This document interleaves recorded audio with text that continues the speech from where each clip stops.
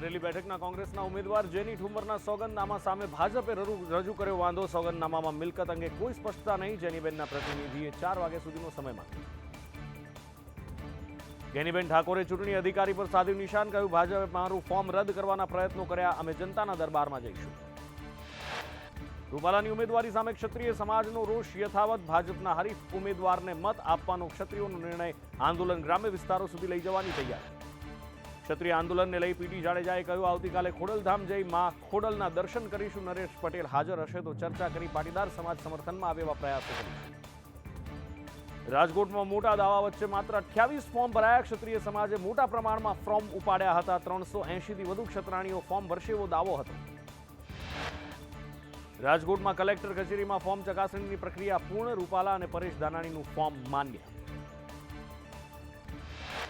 અમદાવાદ પશ્ચિમ બેઠકની ફોર્મ ચકાસણી પ્રક્રિયા થઈ. ફોર્મ ચકાસણી બાદ 19માંથી 6 ફોર્મ માન્ય ગણાયા.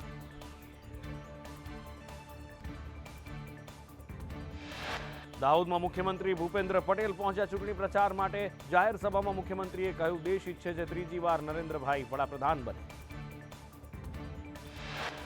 અમદાવાદમાં વરઘોડામાં થયું ફાયરિંગ. હથિયારબંધી વચ્ચે આંબાવાડીમાં વરઘોડા દરમિયાન યુવકનો ફાયરિંગ કરતો વિડીયો થયો વાયરલ.